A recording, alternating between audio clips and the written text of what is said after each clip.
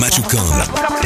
Monsieur Fonsa, bel bonjour. Bel bonjour Polo, bel bonjour la Martinique, et puis je dis à bel bonjour la Caraïbe, bel bonjour la Dominique.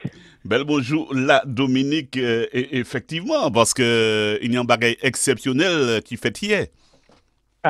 Hier, pour la Caraïbe, et puis tous les descendants des Kalina ou des Taïno, c'est un jour exceptionnel. À Pucci, gouvernement dominicain, la Dominique s'appelle indépendant, capitale à Sirozo, et il y a environ 750 km² et environ 72 300 habitants. Il est indépendant en 1978 et il y a un gouvernement d'Algérie. La Dominique a fait partie du Commonwealth. Alors, Commonwealth, c'est qui ça?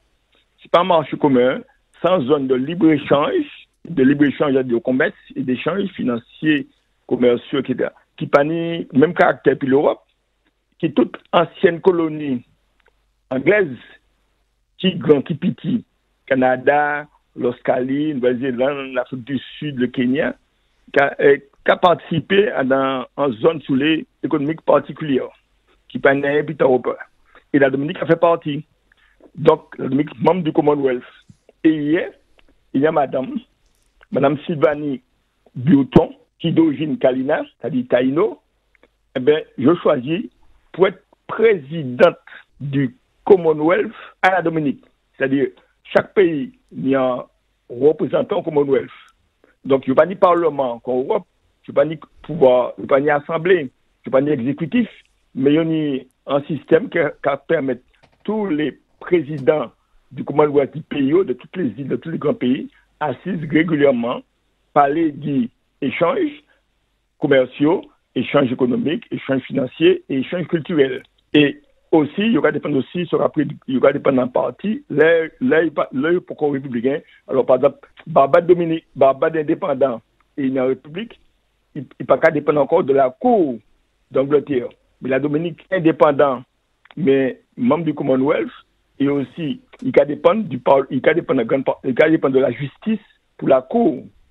La grande cour, le qu'on fait appel à la cour de Westminster en Angleterre. Donc, ça va être très particulier, qui ne peut pas être ni Martinique, ni Guadeloupe. Donc, Madame Tala, sans Taïno, il est dans une zone réservée au Taïno. Je ne peux pas me dire réserve, parce que réserve, ça peut paraître barbare, sauvage, si Européen qui dit ça. C'est-à-dire qu'en fait, en 1903, je crois, l'Angleterre, qui était propriétaire de l'île, c'est en colonie britannique, octroyé en zone géographique pour les descendants Taïno.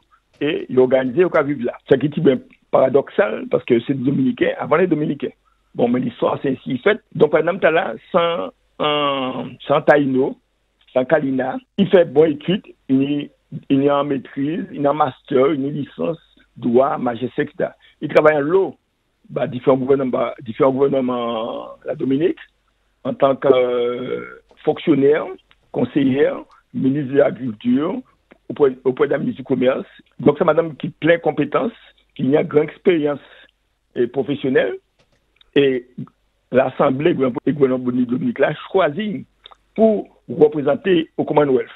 Donc, c'est extrêmement important. Alors, toute la presse occidentale, la presse française, qui a parlé, madame, il a dit, mais c'est le premier Taïno qui n'a pas pouvoir politique. Alors, je vais répondre, c'est mon nom.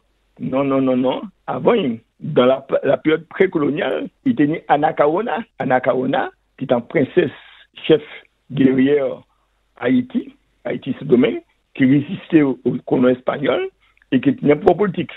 Bon, ça c'était pour chatouiller tout le monde, mais il faut comprendre bien, avant Madame Tala, avant la colonisation, et il tenait Madame évacuée Anacaona, tout le monde connaît son nom, Anacaona, India de Rasa Kaotiba, évidemment, qui résistait, qui tenait pour politique. Bon, ça, c'est pas l'histoire. La semaine prochaine, pour l'autre, nous allons essayer à travers Radio Dominique et savent qui mène la population, fierté de la population du pays là, fierté de tous ces moutons qui mènent ça, et qui est un descendant Taïno ou Kalina, qu'on va crier, qui vient évidemment représenter la Dominique à l'échelon international.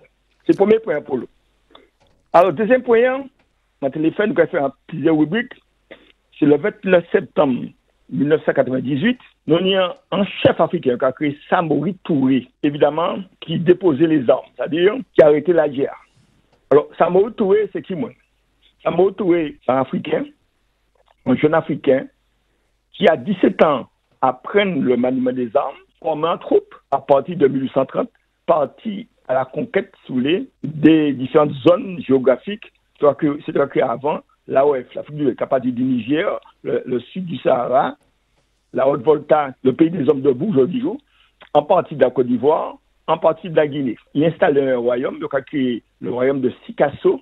La capitale, c'était Cancan. Mais après le congrès de Berlin, ces Européens partageaient que l'Afrique. Et les Français, ils ont décidé qu'il faudrait conquérir partie à l'Afrique. Évidemment, partie à, il pas évident, c'est pas terranatoire, c'est-à-dire qu'il était africain, bien organisé, différents royaumes qui étaient installés. Et évidemment, la pénétration française dirigée par le général Faidherbe pas été facile. Et il y a en face plusieurs armées, dont l'armée de Samori Touré, qui évidemment organisait la résistance et qui bousculait pendant plus de 20 ans les armées françaises qui étaient armées de canons, de fusils. Et ils en proposant un protectorat, mais ils comprennent simplement qu'il y a un accord commercial sur le fleuve Niger. Et ils signent encore là. Et les signent encore là, ils constataient en fait que l'armée française était quand même installée dans le pays. Les puis frères là, et puis d'autres dirigeants, je reprends les armes. Je bousculé l'armée française pour un peu de guérilla. Et à la fin, évidemment, il succombait. Il était 63 ans, il était grand, il succombait. Et nous, la suite, histoire là, parce que c'est une histoire héroïque, palpitante, qui ne monde pas connaître en Martinique, l'histoire de Samori Touré, qui organisait la résistance contre la conquête française, de l'AOF, l'Afrique occidentale française. Le reste demain, puis après demain.